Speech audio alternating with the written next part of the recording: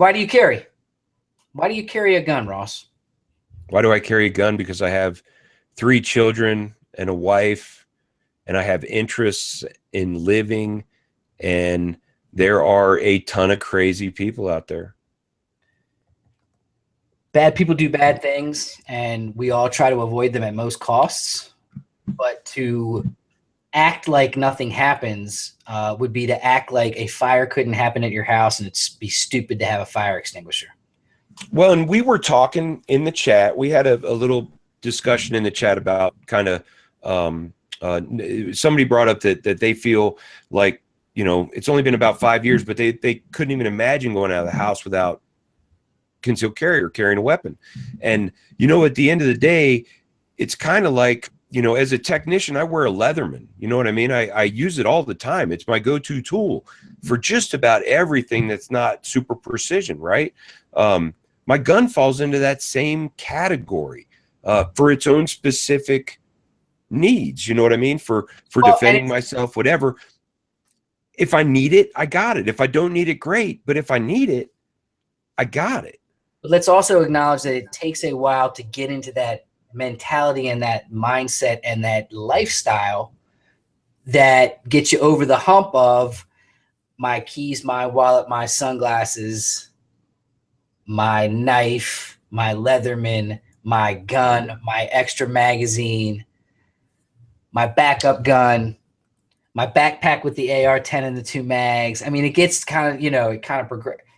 No, just up to the again, having the right belt and all of those things that go along with it. It takes a minute to recognize and get the proper equipment, gear, training, mindset for your life so that this gun thing can be part of your lifestyle without being crazy, without being, it doesn't make you mental. It doesn't make you aggressive. It doesn't make you a different person. But like you, Ross, we both know, and I think this is another key component of the gun carrier lifestyle. We both know that bad things have happened because we've seen bad things happen.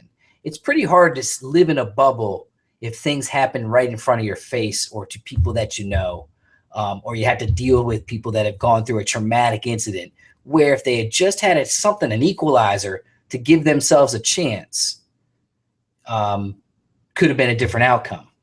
We both know that those things happen. Therefore, we made the choice to, again, responsibly be an adult that gets the proper training, the proper amount of respect, and again, the proper amount of rule following goes into owning and carrying a gun every day.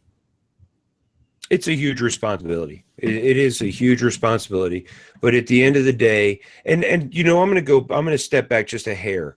It took me well over a year to get comfortable, to get the right belt, to get the right holster, to get the right setup, to get used to carrying where I had to carry to fit the needs of what I was doing. It took a considerable amount of time to get comfortable with all of that.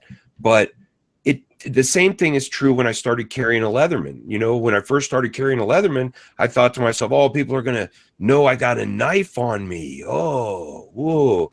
And the fact of the matter is the thing that you learn through all this is that nobody gives a shit what you got on your side. Nobody's looking at your waistband for a gun.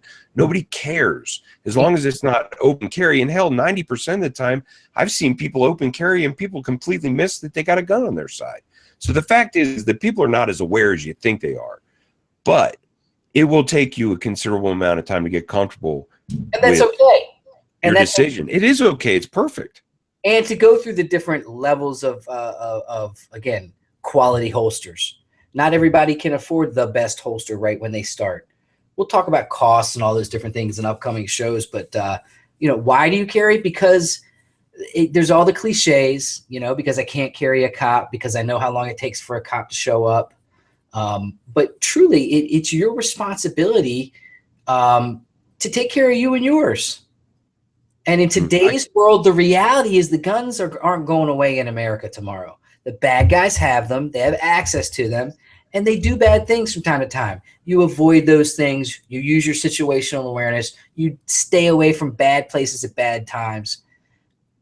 But if you ever happen to come across someone who's intersecting your world at a time where you're just living your life, you absolutely have the right and the responsibility as a parent to those kids to stay alive and come home. The fact is you never know. They always say that you never bring your fist to a knife fight. You never bring a knife to a gunfight. And you never know when someone's going to bring the fight to you, despite what you want or don't want. So why not just be prepared? Yeah. No one tells you that day that you wait, that something bad happens to you when you wake up that morning and put your shoes on. Hey, some really bad shit's going to happen to you today. I never know when I'm going to run across something where I need to loosen a nut or tighten a screw or cut something or whatever.